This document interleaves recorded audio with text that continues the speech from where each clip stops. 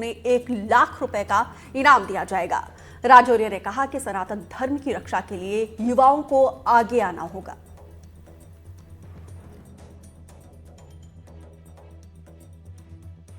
बुजुर्ग हो गए, उनसे तो अब कोई उम्मीद बची नहीं। जो युवा हैं, एक बार ध्यान से कान खोलकर सुन लें कि भैया आने वाली पीढ़ी की रक्षा आप ही के हाथों में है। जो युवा अच्छी पद प्रतिष्ठा प्राप्त कर लेते हैं और एक बच्चा करके बस विराम लगा देते हैं, ये बड़ा ही बहुत ही गड़बड़ चल रहा है मामला। तो मेरा आपसे आग्रह है, कम से कम 4 तो होना ही चाहिए। अगर 4 बच्चे हो गए, जिनके 4 बच्चे होंगे सनातनी समाज में, तो उनको 1 लाख का इनाम परशुराम कल्याण बोर्ड देगा।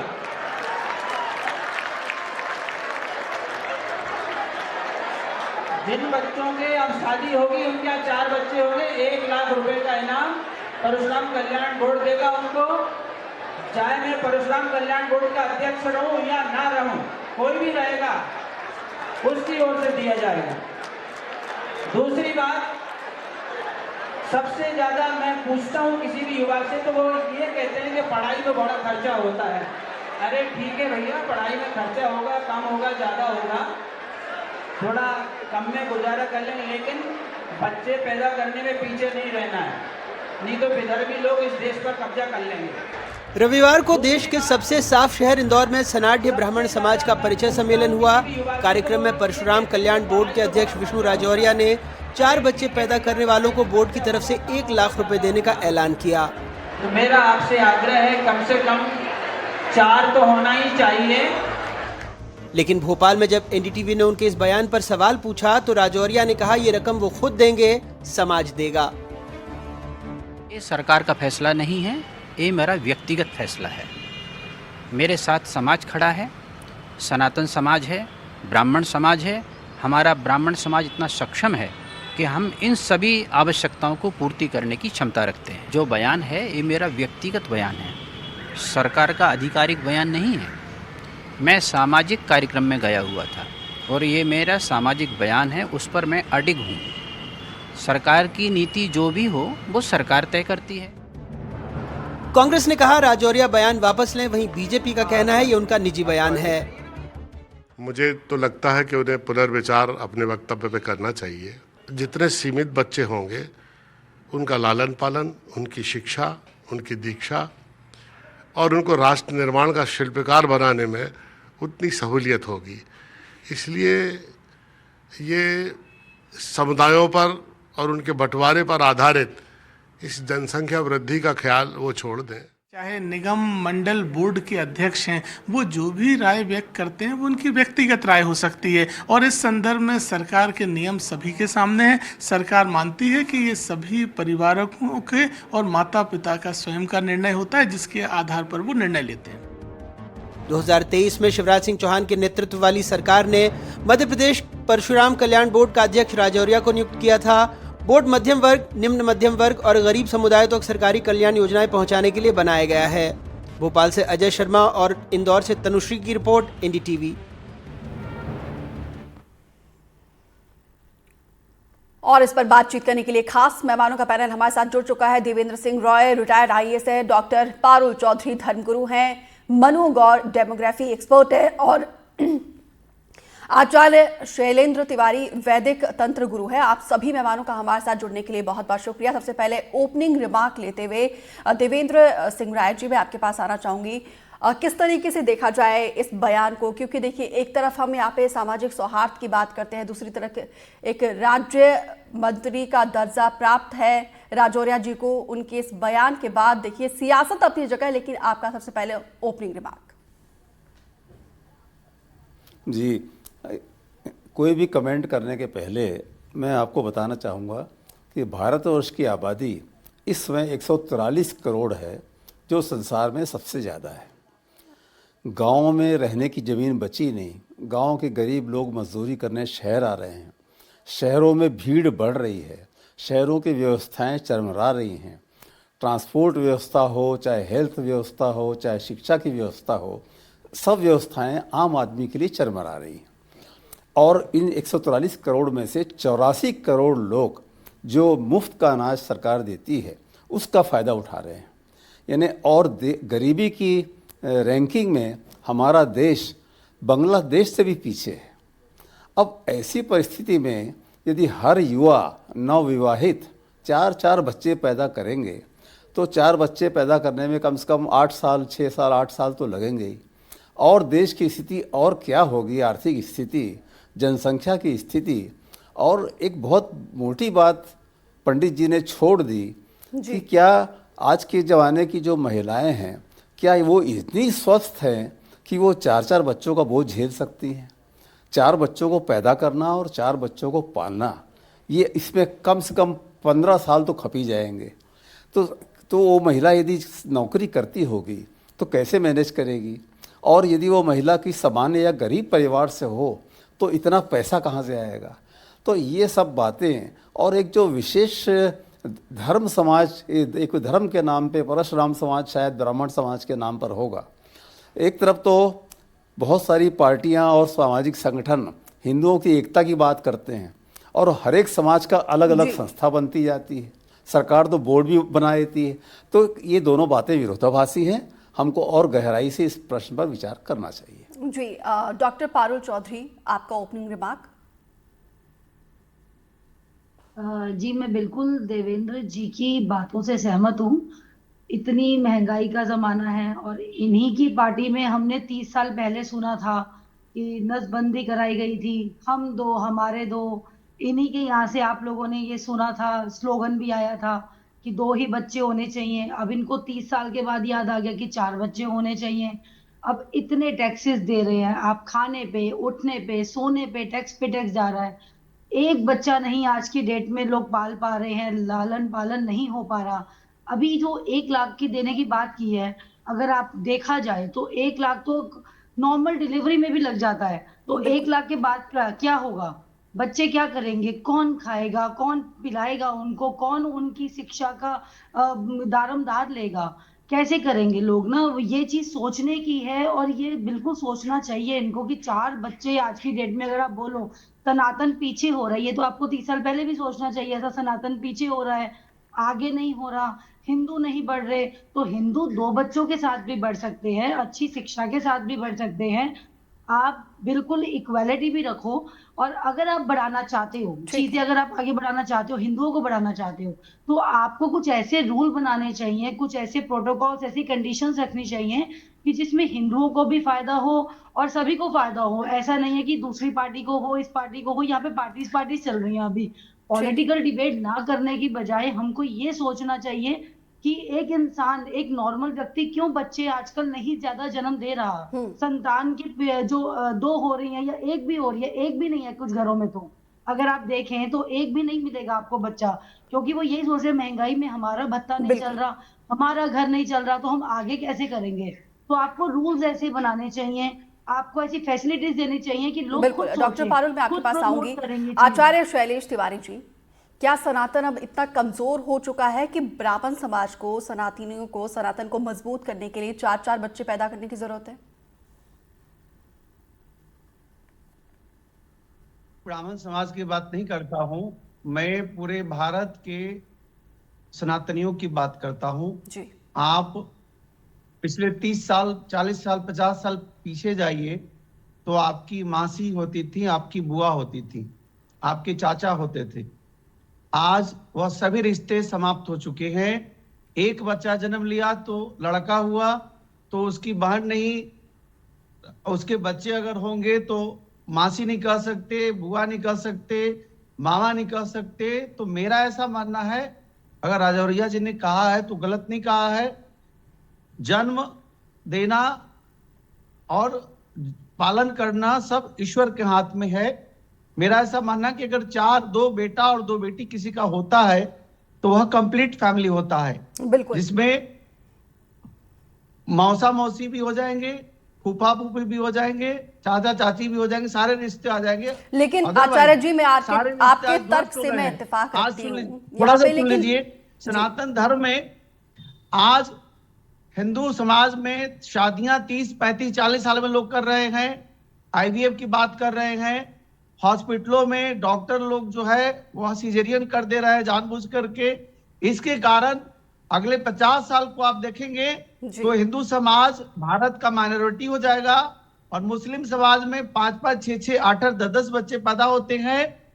आने वाला समय जो है वह निश्चित तौर पर भारत के लिए दुखदाई होगा। अगर हिंदू समाज अभी नहीं सोचा तो सोचने की बिल्कुल जरूरत है। मैं सनातन धर्म के धर्माचार्य के आधार पर मैं बोल रहा हूं कि बिल्कुल 4 संतान होने चाहिए, 2 पुत्र और 2 पुत्री। आपने तो यहाँ पे 2 पुत्र और 2 पुत्रियों का भी जिक्र किया है, लेकिन आप कह रहे थे कि पहले परिवार जो है एक जॉइंट फैमिली, संयुक्त परिवार हुआ करता था, अब वो न्यूक्लियर हो रहा है, अब वो सिमट रहा है। लेकिन इसमें तो सीधा यहाँ पे राजौरिया जी ने कहा है ना कि विधर्मी जो है कब्जा करेंगे।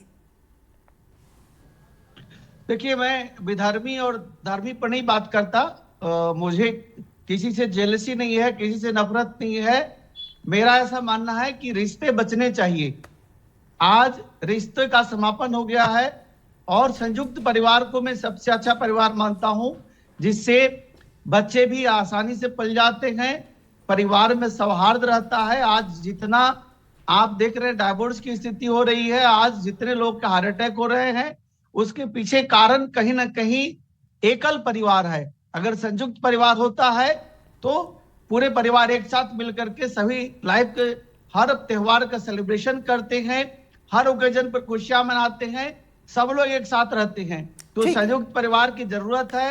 हम लोग पाश्चात्य सभ्यता जो वेस्टर्न कल्चर है उसको अपना रहे हैं, जिसके कारण हमारे देश में डाइवोर्स केसेस बढ़ तो गए उस लाइन हैं। पे बात करनी और चाहिए ना। खैर, मैं लौटूंगी आपके पास। मनु गौर जी, यहाँ पे जिस तरीके से आचार्य जी ने कहा कि पहले संयुक्त परिवार हुआ करता था, सामाजिक सौहार्द परिवार में जो है आपस में अपनापन जो है वो देखने को मिलता था। अब परिवार जो है न्यूक्लियर हो रहा है। लेकिन जिस तरीके से यहाँ पे राजौरिया जी का बयान सामने आया है, क्योंकि आप तो डेमोग्राफी को अच्छे से समझते हो, तो इससे सामाजिक सौहार्द क्या बना रहेगा?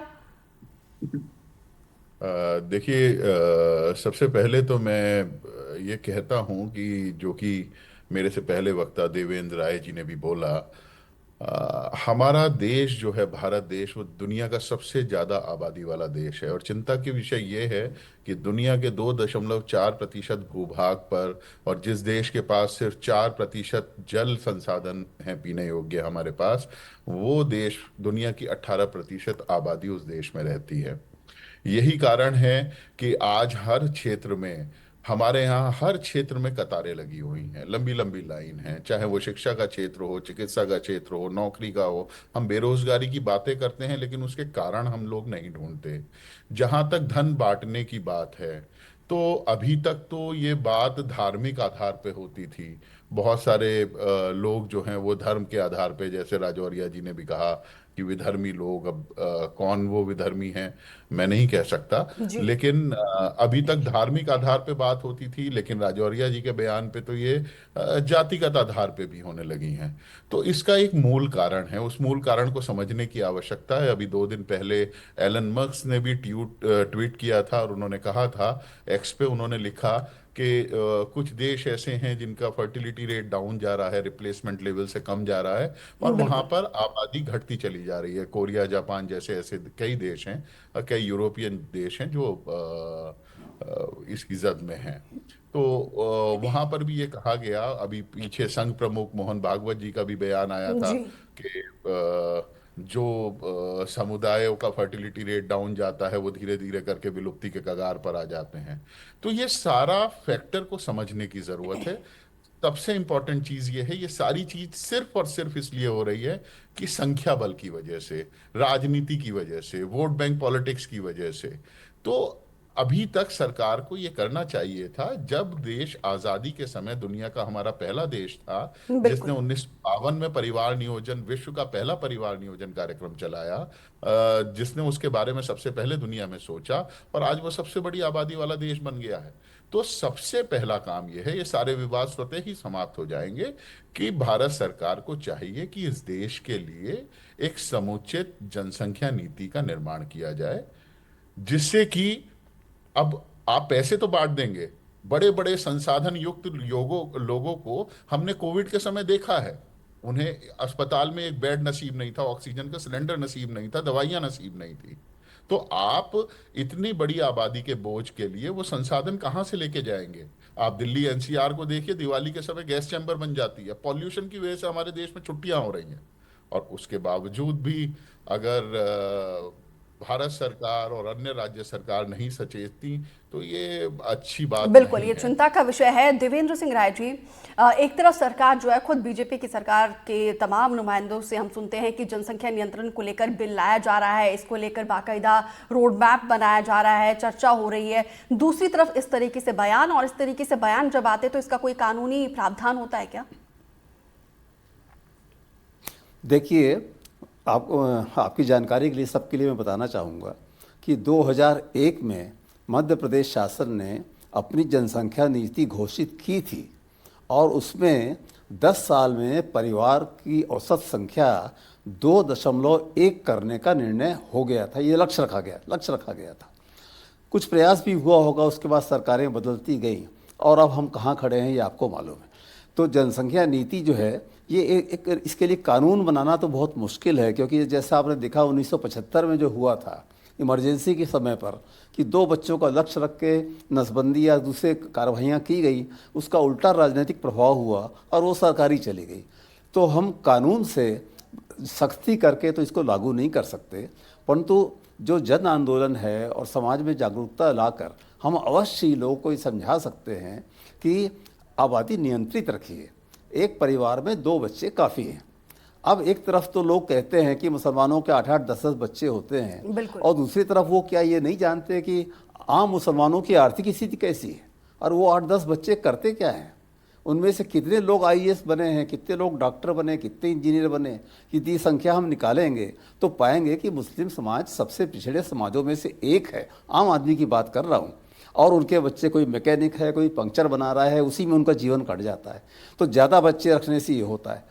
अब जो सामूहिक परिवार या मिला जुला परिवार था, संगठित परिवार था, उसका टूटना या उसका कम होना, इसके पीछे केवल 1 बच्चा या 2 बच्चा कारण नहीं है। सबसे बड़ा कारण तो संस्कारों में कमी है। जो संस्कार पहले थे, आज से 50 साल पहले, धीरे धीरे टीवी के प्रभाव से, फिल्मों के प्रभाव से और मोबाइल के आने से उन संस्कारों का भारी क्षरण हुआ है। और इसलिए अब लोग जो चाचा मौसी और ताई और ताया की बात करते हैं, चाचा की, कहाँ रह गया है स्वार्थ, अपनी खुद की देखभाल, अपने परिवार की। धीरे धीरे ये बढ़ते हुए ऐसा हो गया कि भाई भाई से अलग हो गया। तो यदि हमको हिंदू समाज को एक करना है तो सबसे पहले तो हिंदुओं की, अब मैं एक छोटा सा उदाहरण दूँ आपको, बहुत अच्छा उदाहरण है। राजा दशरथ की 3 रानियां थी, और 3 रानियों से राजा दशरथ ने कितने बच्चे पैदा किए थे? कुल 4। रावण कितने थे? रावण का परिवार कितना था? 100। और पांडवों का परिवार कितना था? 5। तो हमारे धर्म में तो शुरू से कम परंतु सुयोग्य, सबल और तेजवान ऐसे संतानों की कल्पना की गई कुल मिलाकर है, संस्कार का अभाव और वेस्टर्न कल्चर, पश्चिमी सभ्यता जो है वो हावी नजर आ रहा है। आचार्य शैलेश जी, आपने भी यही जिक्र किया था, पहले एक संयुक्त परिवार हुआ करता था, आपस में जो है सौहार्द बनी रहती थी, एक रिश्तों का जो है लिहाज हुआ करता था। हमें तो उस लाइन पे काम करना चाहिए ना। तो ऐसे में तो जिस तरीके से जनसंख्या अनुपात को लेकर समय समय पर जो सवाल उठते हैं, तो आपको लगता नहीं कि सनातन को, अगर वाकई में, वैसे तो सनातन जो है है, इसको बचाने के लिए किसी इस तरीके से बयानबाजी की जरूरत नहीं है, लेकिन इसके बावजूद संस्कार को बढ़ाने से तभी सनातन की जो झलक है, जो सनातन का जिस तरीके से आस्था मजबूत और ज्यादा होगा। देखिए, मेरा ऐसा मानना है कि जन्म मृत्यु सब ईश्वर के हाथ में है। और उसका लालन पालन, जो जन्म लेता है उसका लालन पालन भी ईश्वर व्यवस्थाएं बनाते हैं। जैसा कि अभी देवेंद्र सिंह जी ने बताया कि प्रभु श्री राम जी के बारे में, हालांकि इनको देवी देवताओं का हमारे नहीं इस तरह का उदाहरण देना चाहिए, क्योंकि इससे सनातन धर्म हर्ट होता है। आप बुजुर्ग हैं, रिटायर्ड IAS ऑफिसर हैं। प्रभु श्री राम जी के जो पिताजी दशरथ जी हैं, उन्होंने पुत्र कामेष्टि यज्ञ किया था, उससे उनके 3-4 संतान उत्पन्न हुए थे। यह आपको ज्ञान होना चाहिए। उन्होंने संतान जो है इस तरह की, जिस तरह समान व्यक्ति और प्रभु श्री राम जो है साक्षात अवतरित हुए थे, वह प्रकट कृपाला दीन दयाला, स्वयं भगवान प्रकट हुए थे श्रृंग ऋषि के द्वारा जब यज्ञ हुआ था उसके आधार पर। तो मेरा ऐसा मानना है कि आज आप जनसंख्या देख रहे हैं कि 140 करोड़ है। महाभारत के युद्ध काल में तो 6 करोड़ से ज्यादा लोगों की एक दूसरे से युद्ध करके मृत्यु हो गई थी। तो कितने लोग उस समय लोग थे? 60 करोड़ लोग, 6 अश्वनी सेना, यानी 60 करोड़ लोगों की मृत्यु हुई थी एक दूसरे को मार करके पांडव और कौरव के युद्ध में। पूरे विश्व के लोग आए थे। मेरा ऐसा मानना है कि अगर आप संयुक्त परिवार नहीं एक साथ रहेंगे और संयुक्त परिवार की दृष्टि को नहीं देखेंगे तो निश्चित तौर पर वही हाल होगा, आपका पारिवारिक सिस्टम समाप्त हो जाएगा। जैसे आज अमेरिका में एक व्यक्ति की 4-4 शादियां होती है, वही स्थिति हो जाएगा। डाइवोर्स की सिस्टम बढ़ जाएगा और वृद्ध माता पिता को लोग जो है ओल्ड एज होम में डाल देंगे। तो वैसी स्थिति ना आए देश में, इसलिए जरूरत है कि संयुक्त परिवार रहे और 4 संतान तो निश्चित तौर पर होना चाहिए। संसाधन बढ़ेंगे, ऐसा नहीं है संसाधन कम होगा, संसाधन बढ़ेंगे। और भारत के लोग पूरे विश्व में है। आपको मैं बता दूं कि जितना बिहार की आबादी है आज, उसकी 4 गुना आबादी पूरे विश्व में बिहारी लोग है। तो इसका मतलब क्या कि बिहार के लोग की आबादी नहीं है? ठीक उसी प्रकार उत्तर प्रदेश के लोग पूरे विश्व में है। तो जो समर्थ के न कोई दोष गुसाए, जो सामर्थ्यवान है उसे निश्चित तौर पर सोचना चाहिए। परिवार में 2 बच्चे या 1 बच्चे करके आप सारे रिश्ते को खत्म कर दें, ठीक है, ऐसा नहीं होना चाहिए। बिल्कुल, संयुक्त परिवार हो, 4 संतान होना ही चाहिए। ठीक है आचार्य जी। डॉक्टर पारुल, अब आपके पास आते हुए, क्योंकि देखिए पहले तो साधु संत और बाबाओं के द्वारा ये कहा जाता था, हिंदुओं से अपील की जाती थी कि ज्यादा बच्चे पैदा करो। अब देखिए यहाँ पे सियासतदानों की तरफ से एक वर्ग को कहा जा रहा है। जी, ये अगर आप पर्सनली लेके जाएंगे ना, जैसे गुरु जी अभी बात कर रहे हैं, तिवारी जी, ये चीजें बहुत पर्सनली है कि आपको भगवान ईश्वर बच्चे दे रहा है, ये हम भी मानते हैं, हम भी ज्योतिष हैं, हम भी यही बोलते हैं कि आपको आबादी बढ़ानी चाहिए, हम भी सनातन को प्रमोट करते हैं, हम भी हिंदुओं को प्रमोट करते हैं। बट अगर हम एक प्रैक्टिकल बात करी जाए तो पैसा कहाँ से आएगा पालने का, वो भी तो बताइए ना। लोगों को नौकरियां दीजिए, अच्छा भविष्य देना है, चिकित्सा देनी है, उनको अच्छी शिक्षा देनी है, वो कहाँ से आएगी? बच्चे तो आप पैदा कर लोगे, संतान आप 4 या 5, 10 कीजिए अगर आपके अंदर इतनी क्षमता है। अभी देखिए अमीर भी वही कर रहा है और गरीब भी वही कर रहा है, तो सेम आकलन ही हो जाएगा ना आपका।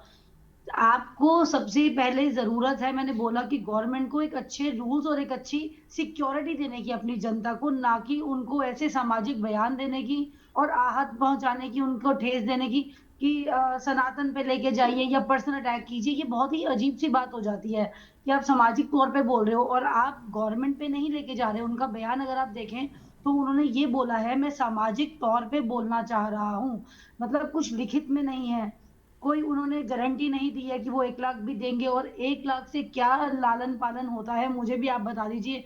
हम भी इस टाइम पे रह रहे हैं, 1 लाख रुपए कमाने वाला व्यक्ति शायद अभी एक बच्चा भी नहीं पाल पा रहा।